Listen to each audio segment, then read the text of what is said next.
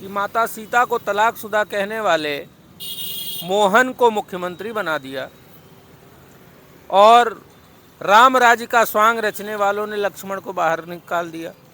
अब सोच लीजिए कैसा ये राम भक्त लोग हैं या रामद्रोही लोग हैं। लक्ष्मण को निकाला जा रहा है जो लक्ष्मण संविधान और लोकतंत्र की बात करने वाले थे। व्यापम में जो शिवराज मामा लूटे थे, हमको लग रहा है वो हिसाब किताब थोड़ा सा माल मोदी तक कम पहुंचा रहे थे। मोहन यादव के बारे में एक बात और है, वो उनके ऊपर भ्रष्टाचार के बहुत बड़े आरोप हैं कई जिलों में, वहीं उज्जैन नहीं वो आसपास के बहुत सारे जिलों में उनके परिवार के नाम जमीन गबन का और बाकी बहुत सारे भ्रष्टाचार के मामले हैं। अब चलते हैं छत्तीसगढ़। छत्तीसगढ़ के जो मुख्यमंत्री नवनियुक्त हैं वो पुलिस अधिकारियों को कहते हैं साले खन के गाड़ दे। विधानसभा चुनावों के नतीजे आने के बाद जहां बीजेपी 3 राज्यों में बहुमत से आई, वहां पे सीएम के नाम का कोई चेहरा नहीं था चुनाव से पहले भी, और चुनाव जीतने के बाद भी कुछ दिनों के बाद बराबर धीरे धीरे चेहरे सामने आना शुरू हुए। और ऐसे चेहरे सामने आए जिसकी किसी को कोई आशंका नहीं थी कि इस तरह से सीएम का ऐलान होगा और नए लोगों को जगह दी जाएगी। जहाँ एक तरफ इंडिया गठबंधन बराबर जाति जनगणना की बात कर रहा था, राहुल गांधी बराबर ओबीसी समाज के लिए बात कर रहे थे, तो बीजेपी ने कहीं ना कहीं इसका काट देने के लिए एक तरफ जहां छत्तीसगढ़ में आदिवासी समाज से सीएम का नाम का ऐलान किया, मध्य प्रदेश में ओबीसी के नाम का ऐलान किया और राजस्थान में सरवण समाज के नाम का ऐलान किया। तो इन सब चीज़ों पर बातचीत करने के लिए हम बनारस में मौजूद हैं और बनारस में हमारे साथ कांग्रेस पार्टी के वरिष्ठ नेता वैभव कुमार त्रिपाठी हमारे साथ मौजूद, उससे बातचीत करेंगे। सर बहुत बहुत स्वागत है आपका। जी धन्यवाद। बीजेपी ने 3 राज्यों में अलग अलग तरह के नामों का ऐलान किया है, हर समाज के लोगों को जगह दी है। अब कहा जा रहा है कि जो जाति जनगणना की बात थी, अब ये बिल्कुल इंडिया अलायंस का जो है मुद्दा ये खत्म हो जाएगा और बीजेपी इस पर हावी हो जाएगी और 2024 में उसको जीत मिलेगी। देखिए ऐसा है कि वो क्या सोचते हैं वो जाने, लेकिन जनता ये सोचती है कि हम तो कांग्रेस को जिताना चाहते थे। ये क्या हुआ जो हमने वोट कांग्रेस को दिया और जीत भाजपा गई।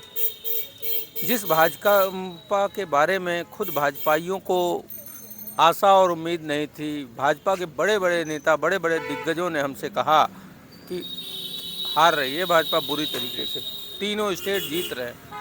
मैं बहुत बड़े बड़े दिग्गजों की बात कर रहा हूँ भाजपा के, जिन्होंने खुद मुझे फ़ोन करके बधाई दी थी कि भैया आप जीत रहे हैं। उनको भी उम्मीद नहीं थी और ये जो हुआ है वो क्या खेल हुआ है ये अब विचारणीय प्रश्न है।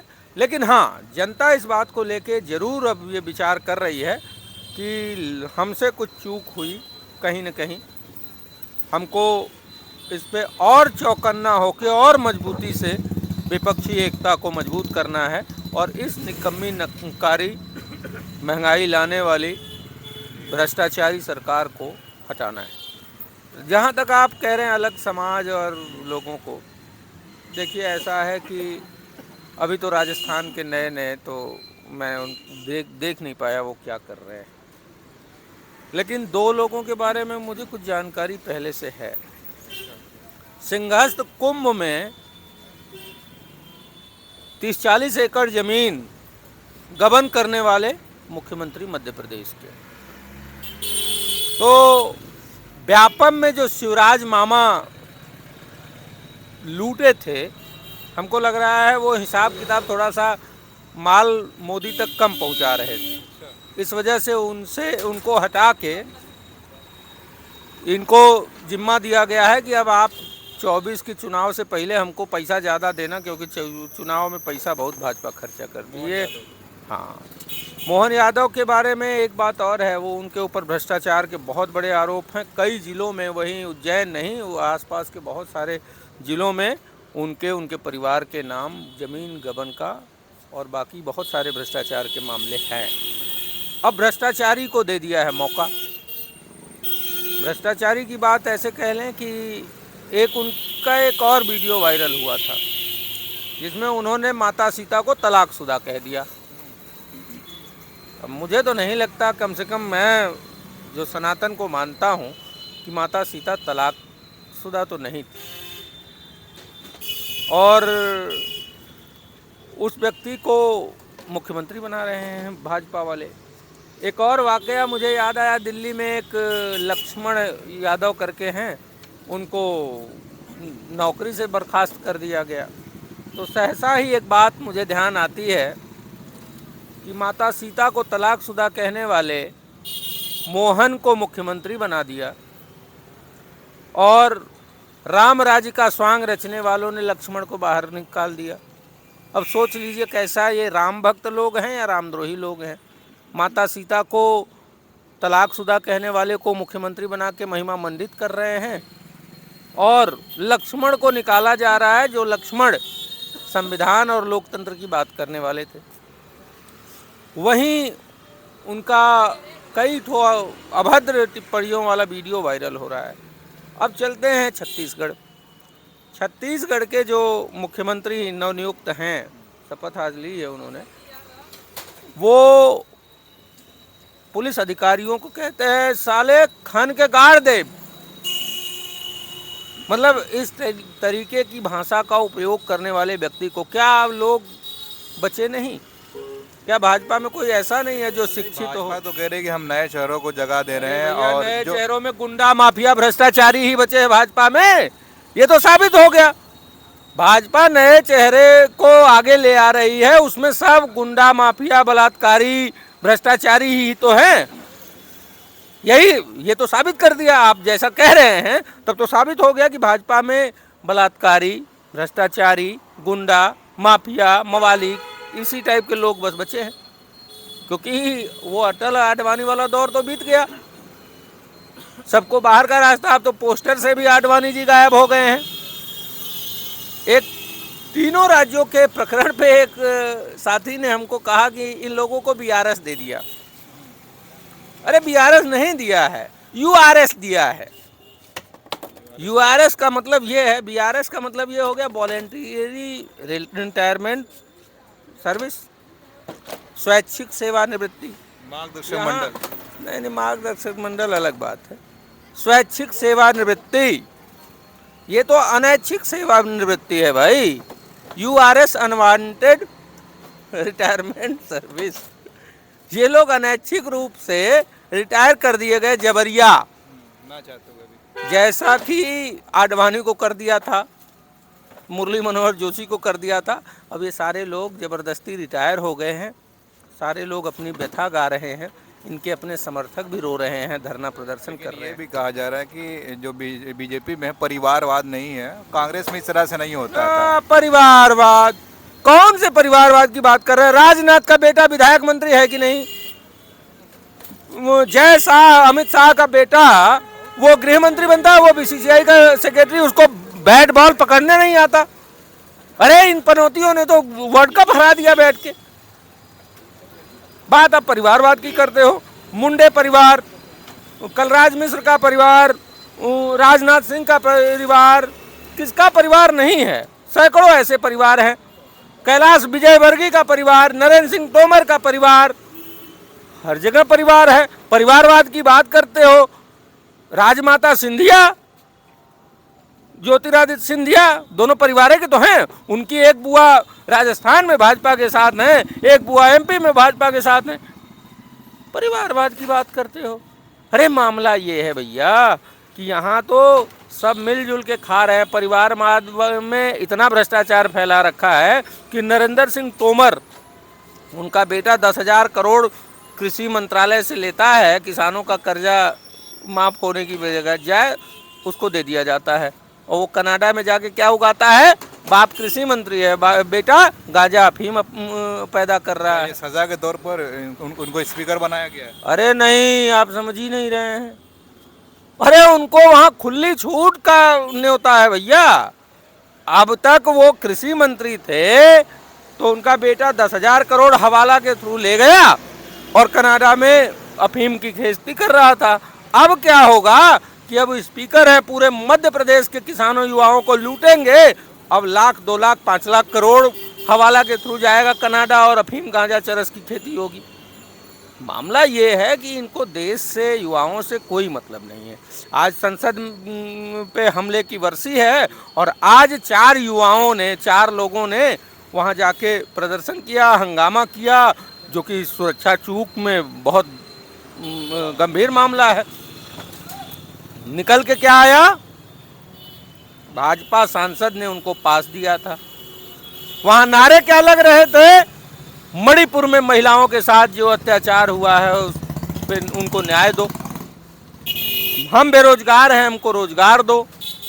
मामला ये है कि संसद की सुरक्षा में चूक अमित शाह और मोदी की सरकार पे काला धब्बा है। सरकार तो कह रही देश सुरक्षित हाथों में है। इसीलिए तो 4 लड़के घुस जाते हैं संसद में, स्मॉग कंटेनर फेंक देते हैं। नहीं है, वो तो सांसद, बीजेपी के सांसद के पास तो मतलब ये है कि नहीं, संसद की सुरक्षा भाजपा के सांसद गिरवी रख दिए हैं। ओ चलिए, तब अच्छी बात है। तो अब आप ये तो फिर परत दर परत चीजें और खुलती जा रही है। जांच हो रही है अभी। अरे जांच वांच कुछ नहीं होनी है, वो तो पर्चा पास वगैरह मिल गया इस वजह से। नहीं तो वो अगर नहीं मिला होता तो ये भाजपा ही कहते कि ये साजिश है, विदेशी साजिश है। लेकिन यहाँ तो भाजपा के सांसद की साजिश दिख गई कि भाजपा के सांसद जो प्रताप सिम्हा है, मैसूर से शायद वो सांसद हैं, उनके वो अतिथि थे, उनके मेहमान थे। तो ये बहुत सारी चीज़ें हैं। तो बेरोजगारी में ये सरकार विफल है, चरम पे बेरोजगारी है, चरम पे महंगाई है, चरम पे भ्रष्टाचार है। जी, मैं रोकूंगा आपको। जो मैं शुरू में मैंने कहा था कि राहुल गांधी जो बार बार जाति जनगणना का मुद्दा उठा रहे थे और उत्तर प्रदेश में अखिलेश यादव पीडीए की बात कर रहे थे, तो कहीं ना कहीं बीजेपी ने इसका कार्ड खेलने की कोशिश की। आपको नहीं लगता कि अब जो पिछड़ा समाज है, दलित समाज है, आदिवासी समाज है, बीजेपी की ओर जाएगा? नहीं, बिल्कुल नहीं जाएगा। क्योंकि राहुल गांधी या इंडिया के जो बाकी नेता हैं, घटक दल हैं, वो पूरे पिछड़े दलित आदिवासी गरीब लोगों की बात कर रहे हैं। उन लोगों को ऊपर उठाने की बात कर रहे हैं। सीएम बना दे रहे हैं। अरे बात पूरी कर लेने दीजिए, मैं आप ही के बात पे आ रहा हूँ भाई। जो राहुल गांधी और बाकी नेता कह रहे हैं वो पूरे समाज को विकास करके उनको ऊपर उठाने की बात कर रहे हैं। लेकिन यहाँ क्या है कि एक भ्रष्टाचारी मनोज यादव को और भ्रष्टाचार फैलाने के लिए मुख्यमंत्री बना दो, बाकी सारे यादव समाज को लात मार के। मोहन यादव, अरे जो भी यादव है, जो भी हैं, मेरा यादव या किसी व्यक्तिगत व्यक्ति से कोई नाराजगी थोड़ी है। लेकिन मामला यह है कि जो भ्रष्टाचारी है उसको भाजपा सत्ता सौंप देती है। आप देखेंगे कि मोदी जी कह रहे थे 70,000, अजीत पवार 70,000 करोड़ का आरोप था, और उस व्यक्ति को डिप्टी सीएम बनाया महाराष्ट्र में और वित्त मंत्रालय की चाबी दे। तो भ्रष्टाचारियों को इसी तरीके से हेमंत बिस्वा शर्मा, पूरी बुकलेट अमित शाह और मोदी ने मिलकर छापी थी और दिखाते थे कि बहुत बड़ा भ्रष्टाचारी है, और जैसे ही वो कांग्रेस छोड़ के भाजपा में गया उसको मुख्यमंत्री बना दिया। तो भाजपा मतलब भ्रष्टाचारियों का जमावड़ा, भ्रष्टाचारियों का जमावड़ा। और जितने भ्रष्ट लोग हैं जिनके ऊपर ये आरोप लगाते हैं, वो जैसे ही इनके पास जाते हैं तुरंत उनको मुख्यमंत्री मंत्री बना देते हैं। एक बड़ा कौतूहल का विषय और हो गया, 2 दिन में भाजपाइयों ने बुआ भतीजे दोनों को किनारे लगा दिया। एक भतीजा कांग्रेस तोड़ के गया था मुख्यमंत्री बनने, उसको परसों किनारे लगा दिया, और एक बुआ को कल किनारे लगा दिया। अब मुझे समझ नहीं आ रहा, बिना जहाज के जो हवाई जहाज मंत्री बने हैं ज्योतिरादित्य कितने दिन उड़ेंगे पंखों के भरोसे? सरकार तो अभी सरकार में है ना। अरे सरकार में हो, लेकिन मुख्यमंत्री बनने गए थे ना भाई, मुख्यमंत्री बनने गए थे और भाजपाइयों ने पहले शिवराज को बैठा दिया और अब फिर नए भ्रष्टाचारी महोदय आ गए, इनका तो नंबर ही नहीं लग पाया। अच्छा, मैं एक सवाल और आखिरी, बात ज़्यादा लंबी ना हो, ये है कि अब बीजेपी ने जितने भी मुख्यमंत्री बनाए हैं, कहा जा रहा है कि जो बड़े चेहरे थे, नामी चेहरे थे, उनको किनारे किया, और बीजेपी के जो बड़ा नेतृत्व, चाहे अमित शाह मोदी हैं, वो लोग नहीं चाहते कि उनके चेहरे के आगे कोई बड़ा चेहरा। क्या ये सही है? बिल्कुल, ये मैं आपको यही कहने वाला था, आपने टोक दिया बीच में। ऐसा है कि मोदी अमित शाह को कोई भी ऐसा व्यक्ति जो मुखर हो, मजबूत हो, ईमानदारी से काम करने वाला हो या जनहित की बात करने वाला हो, वो पसंद नहीं आता। यही कारण है कि उन्हीं की पार्टी के सारे नेता जिनको जनता में थोड़ी सी पॉपुलैरिटी मिल रही थी, उनको उन्होंने किनारे लगाया। लंबी लिस्ट है, तो सच्चाई क्या है कि ये जो छोटे कद का छोटी सोच का नेता होता है ना, उसको बड़ी सोच वाला पसंद नहीं आता है। यही कारण है कि आडवाणी किनारे लग गए, विद्वान थे मुरली मनोहर जोशी किनारे लग गए, अर्थशास्त्री थे यशवंत सिन्हा किनारे लग गए, जसवंत सिंह किनारे लग गए, अब भी नितिन गडकरी लेटेस्ट में पार्लियामेंट्री बोर्ड से बाहर कर दिया। तो ये जो लोग हैं जो मजबूत हैं अपने क्षेत्रों में, उनका एक्सपर्टीज है, ऐसे लोगों को भाजपा पसंद नहीं करती, और खासकर नरेंद्र मोदी और अमित शाह, क्योंकि उनको पता है कि अगर ये लोग आगे होंगे तो हम लोग खत्म हो जाएंगे। लेकिन बीजेपी कहती है कि हम एक लोकतांत्रिक पार्टी हैं, उसके उसी ढंग से हम काम हाँ, लोकतांत्रिक पार्टी इतनी है कि अगर किसी की आवाज़ निकल गई, गडकरी ने कुछ बोल दिया तो उसको पार्लियामेंट्री बोर्ड से बाहर कर दिया। लोकतांत्रिक पार्टी है ये। अरे जिसने अमित शाह के खिलाफ, मोदी के खिलाफ बोला, वो किनारे लग जाएगा भाजपा में। किसी की हिम्मत नहीं है जो अमित शाह और मोदी के खिलाफ कुछ बोल दे।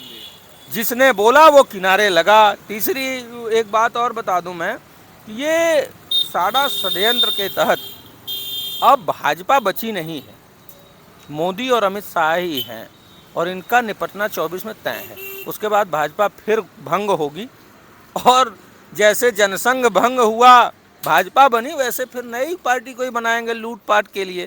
तो मामला यही है, और इनको देश, युवा, किसान, मजदूर, छात्र, किसी से कोई मतलब नहीं है।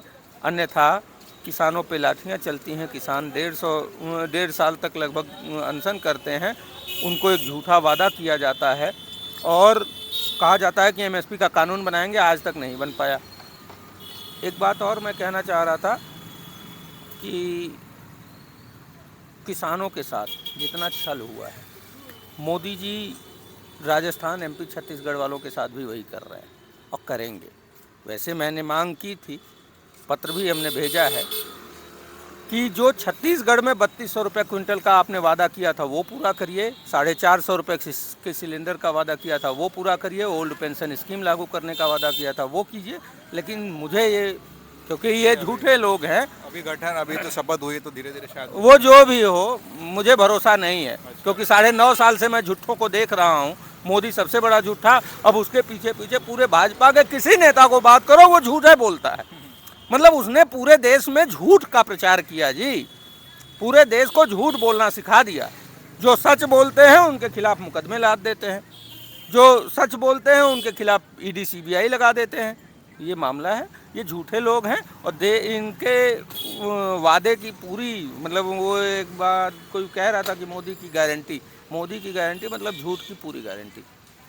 चलिए, बहुत बहुत शुक्रिया। ये थे वैभव कुमार त्रिपाठी जी, जिनसे हम बातचीत कर रहे थे आने वाले लोकसभा चुनाव में जिस तरह बीजेपी ने अपना दाव खेला है, हर समाज के तबके के लोगों को लेकर सीएम बनाया है, लेकिन इनका कहना है कि जनता जो है उनके बहकावे में नहीं आएगी और 2024 का इलेक्शन वो हारने जा रही है। और जहाँ एक तरफ मोदी और अमित शाह की जो एक पहचान बन रही है बीजेपी में, मतलब वो दूसरे चेहरे को नहीं देखना चाहते। हालांकि जनता में भी इस बात की चर्चा बराबर हो रही है। अब देखना ये होगा कि आने वाले लोकसभा इलेक्शन में क्या फैसला आता है। आप देख रहे थे खोज खबरिया, बहुत बहुत शुक्रिया।